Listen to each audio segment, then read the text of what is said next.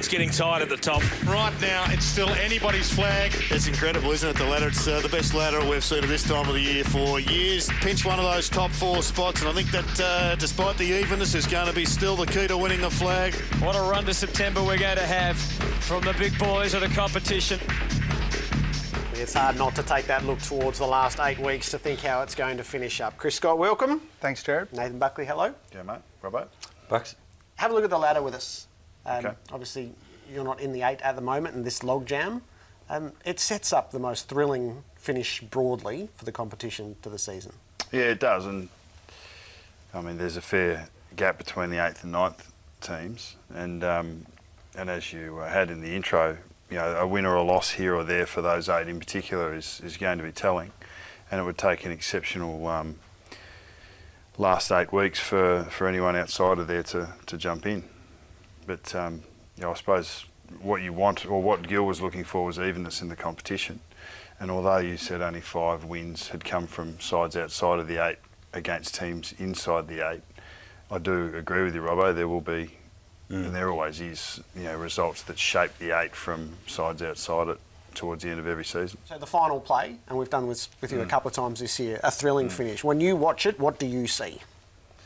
Some good decision making and some composure from some pretty good players. I mean, even the feed it out from Wallace, and Caleb Daniel did that to us on the G about 3 or 4 times in really tight spaces a month ago. And Bontempelli's just a young, smart player, and Johannesson was a good running player. back, going back. Generally, sort of he'd be sniffing for the handball there. You know, in general play, they would normally look for that handball and go. But I mean, I think if you're engaged in the game, and the best players always are, and Johannesson's hasn't played for 8 weeks, but he's engaged in the game. He understands where his opportunities are. He's not switched off for a second, and the Sydney defenders around him, I'm sure that John would be looking at that and saying, like, we needed to be sharper there for that moment. There was only 2 players were half a metre off spoiling that ball or taking that option away, but that's where the differences are when you get to, you know, the best teams playing against the best teams. So when you're Bontempelli, and in a way you have been him, you're the young player who's a star on the rise, and you've got that ball and you are within range, it's a difficult shot, and then something opens up. How do you decide to give it rather than go, no, I will live this? That wasn't so much a decision as instinct. Yep. Pretty clearly. So the only decision to be made there was quickly and sharply is, do I think that this is going to be paid 15 metres? And you can't with all confidence know that right now, because some kicks that are 17 metres are called play on, and some kicks that are 12 are called marks. Called play on. Well, and that could have easily happened. Yeah, that could easily happen. It'd be interesting if you actually took it out, drew it, and found out exactly how long it was.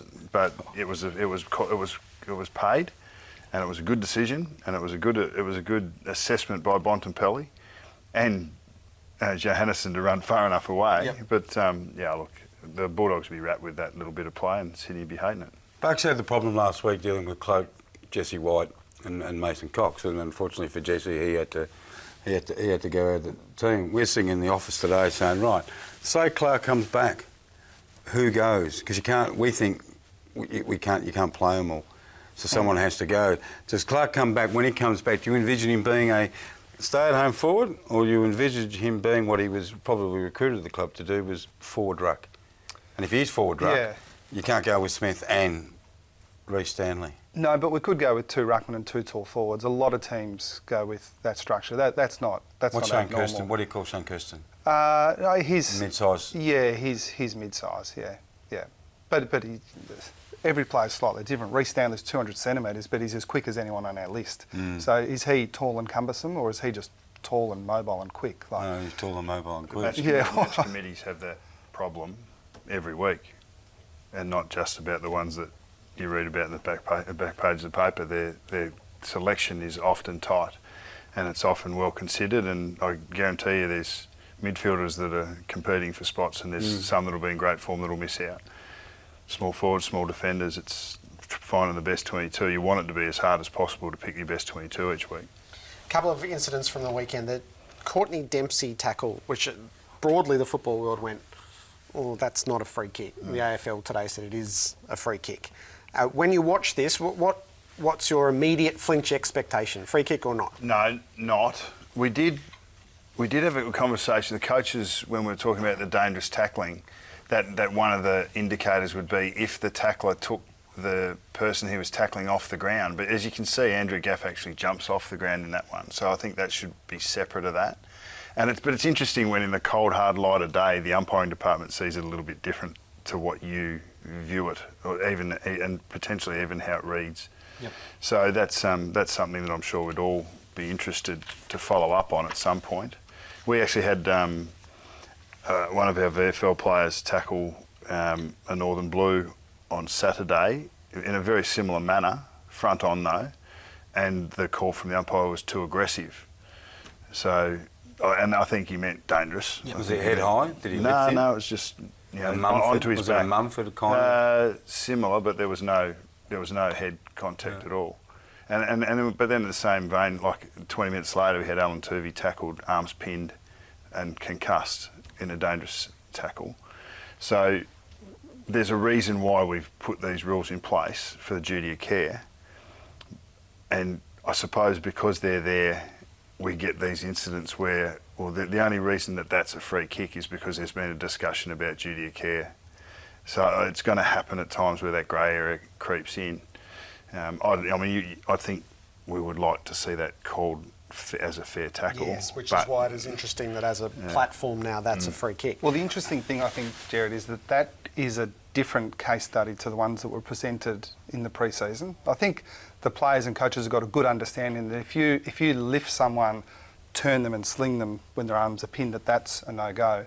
This one where two players are coming towards each other and the ball carrier actually jumps into the tackle, Dempsey didn't twist him.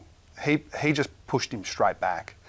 Now, Luke Ball's explanation was that the umpire was in a good position. I'm not sure that has a lot to do with it. I think that the umpiring department is a final arbiter on these things. There's no good saying that's not right because they've said it's right, so it's right. What we need now is... Sorry, did they say that was a correct call? They've said that was a dangerous tackle. Oh, no, I missed that. That wasn't one of those times when we didn't mean what we said. We actually meant that. Oh, no, that's not right. That's not right. I can, you can't. That is so bad. That's what you're trying to say. Anyway, I know you both are. That looked dangerous, but it wasn't dangerous. What Hayden, I think Hayden had the day off today. Hayden and Luke might talk about it and they might come out and clarify that. But what the coaches and players are looking for is clarity. So if that's a dangerous tackle, well, we've got to adjust. But the point that I would make is that is a slightly different situation to the dangerous tackles we were shown in the pre-season. They were dangerous, the examples. Would you be able to coach like your small forwards to jump into tackles in the forward 50 and maybe... You're already thinking about how to exploit it, aren't you? Well, no, I'm just... That's an open question. Thinking out loud. But that's the question. Why do it? Get the small forwards to jump into the oncoming tackler. Why not? Dangerous tackle. That is a very, very bad decision by the AFL. Let me ask you about a small forward. Eddie You're Betts. not nodding, are you? Oh, no comment. Eddie Betts, creative genius, when he has a moment like this, and you've coached Steve Johnson, how do you deal as a coach with this? Do you just wear this one? Or so what stage of the game was it? Late in the second quarter, and they needed a goal. So late in the second quarter, important time in the game. I imagine walking into the rooms at half-time, Don Pike looked at Eddie and Eddie looked at him and gave him a wink and nothing more needed to be said. Right. Because they know, don't they? Bucks, so what would a coach say at AFL level? Hey, Eddie, can you pick it up and make sure of it? If you coached that flair out of Eddie Betts, what would you have? You would have half the player that you've got. So you clearly you can't. I mean, and that's what it goes back to. Where did Eddie Betts begin? Like somewhere along the way, he was encouraged to show that flair. Somewhere along the way, it was reinforced to him that one of your attributes as a player is to do the things that you can do. So show us what you can do. And if that was coached out of him early, we'd be lesser for it. And we wouldn't get moments like that, but we wouldn't get the 100 other that we see, that we celebrate. The coaching challenge is probably for the guys that do that repeatedly and keep missing. it's easy when guys knock him over all the time. Like Eddie, Eddie just continually does it. So the one that he misses, you kind of let slide. When you have a player that keeps going for them and missing, you've got to sit down and say, this is not working for us. Not Eddie Just want to sneak one more in on the art of coaching. I've got this theory that I reckon Ross Lyon would sort Nick Kyrgios out in 6 minutes. I reckon it'd take you guys between 8 and 10. When you look at Nick Kyrgios, what do you see? What would you like to get hold of in him? No, I see a young, immature man under pressure, and he's still trying to work out how he's going to deal with that pressure. The fact is, he's in an individual sport. The only thing that comes back on is him, and if that he might actually have a feeling that pumps him up for his performance, or it makes him perform better. But in due course, I think you work out that you can still have that desire to perform well without having to take yourself out or take anyone else down with you. Do you wish you knew him better so you could tell us? Because we're all looking at him like everyone else. Full, mate. Yeah, I know you have. And we make comments. And I reckon Leighton Hewitt is obviously. I know I've spent a bit of time with Leighton. Spoken to him a couple of times, sort of going into his Davis Cup gig, and I think he's formed a really strong relationship with some of the young brats, and I think he'll be really good for them over time. Have you good with the brats? Have you been good with the brats? Can we just leave that as an open question to revisit another time? Because can we have up, to be continued? Apparently not. But no, I think I'm all right with the brats. I'd back you with Kyrgios. Nathan Buckley. To be continued, no doubt.